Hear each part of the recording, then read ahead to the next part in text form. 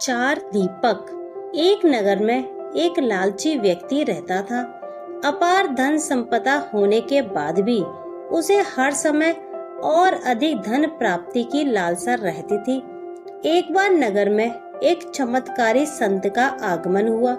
लालची व्यक्ति को जब उनके चमत्कारों के बारे में ज्ञात हुआ तो वह दौड़ा दौड़ा उनके पास गया और उन्हें अपने घर आमंत्रित कर उनकी बहुत अच्छी सेवा की।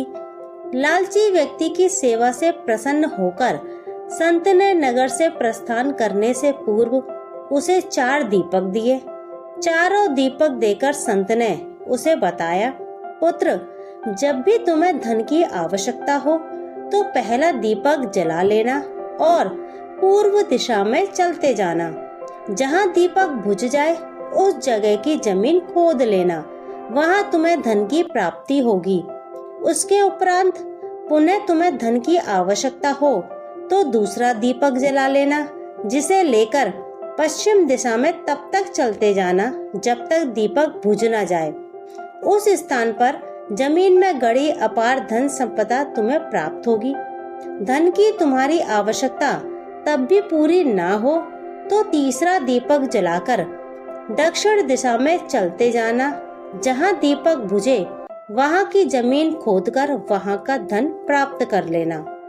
अंत में तुम्हारे पास एक दीपक और एक दिशा शेष रहेगी। तुम्हें ना तो उस दीपक को जलाना है और ना ही उस दिशा में जाना है। इतना कहकर संत लालची व्यक्ति के घर और उस नगर से प्रस्थान कर गए। संत के जाते ही लालची व्यक्ति ने पहला दीपक जला लिया और धन की तलाश में पूर्व दिशा की ओर चल पड़ा। एक जंगल में दीपक बुझ गया। वहाँ की खुदाई करने पर उसे एक कलश प्राप्त हुआ। वह कलश सोने के आभूषणों से भरा हुआ था। लालची व्यक्ति ने सोचा कि पहले दूसरी दिशाओं का धन प्राप्त कर लेता हूँ, फिर यहाँ का धन ले जाऊंगा। वह कलश वहीं झाड़ियों में छुपाकर उसने दूसरा दीपक जलाया और पश्चिम दिशा की ओर चल पड़ा। एक सुनसान स्थान में दूसरा दीपक बुझ गया। लालची व्यक्ति ने वहां की जमीन खोदी। उसे वहां एक संदूक मिला जो सोने के सिक्कों से भरा हुआ था। लालची व्यक्ति ने वह संदूक उसी गड्ढे में बाद में ले जाने के लिए छोड़ दिया। अब उसने तीसरा दीपक जलाया और दक्षिण दिशा की ओर बढ़ गया। वह दीपक एक पेड़ के नीचे बुझा।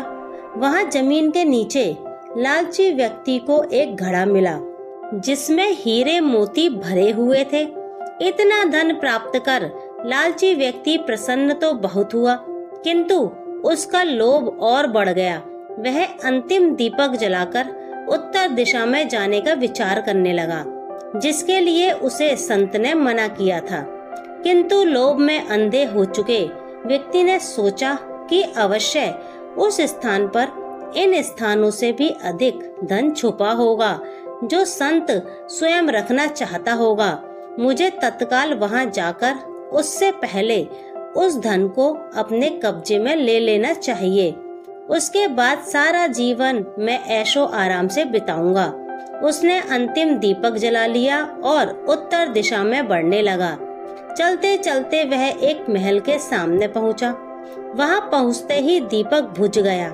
दीपक बुझने के बाद लालची व्यक्ति ने महल का द्वार खोल लिया और महल के भीतर प्रवेश कर महल के कक्षों में धन की तलाश करने लगा। एक कक्ष में उसे हीरे जवाहरातों का भंडार मिला, जिन्हें देख उसकी आंखें चौंधिया गईं। एक अन्य कक्ष में उसे सोने का भंडार मिला। अपार धन देख उसका लालच और बढ़ने लगा। कुछ आगे जाने पर उसे चक्की चलने की आवाज सुनाई पड़ी। वह एक कक्ष से आ रही थी। आश्चर्यचकित होकर उसने उस कक्ष का द्वार खोल लिया। वहां उसे एक वृद्ध व्यक्ति चक्की पीसता हुआ दिखाई पड़ा।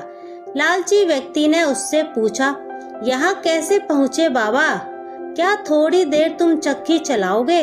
मैं जरा सांस ले लूं, फिर तुम्हें पूरी बात बताता हूँ कि मैं यहाँ कैसे पहुँचा और मुझे यहाँ क्या मिला? वृद्ध व्यक्ति बोला। लालची व्यक्ति ने सोचा कि वृद्ध व्यक्ति से ये जानकारी प्राप्त हो जाएगी कि इस महल में धन कहाँ कहाँ छुपा है, और उसकी बात मानकर वह चक्की चलाने लगा। इधर वृद्ध व्यक्ति उठ खड़ा हुआ और जोर जोर से हंसने लगा। उसे हंसता देख लालची व्यक्ति ने पूछा, ऐसे क्यों हंस रहे हो? यह कहकर वह चक्की बंद करने लगा। अरे अरे, चक्की बंद मत करना, अब से ये महल तेरा है, इस पर अब तेरा अधिकार है, और साथ ही इस चक्की पर भी। ये चक्की तुम्हें अब हर समय चलाते रहना है, क्योंकि चक्की बंद होते ही ये महल ढह जाएगा और तू इसमें दबकर मर जाएगा। गहरी सांस लेकर वृद्ध व्यक्ति आगे बोला, संत की बात ना मानकर मैं भी लोभवश आखिरी दीपक जलाकर इस महल में पहुंच गया था।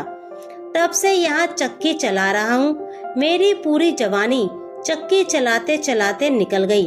इतना कहकर वृद्ध व्यक्ति वहां से जाने लगा।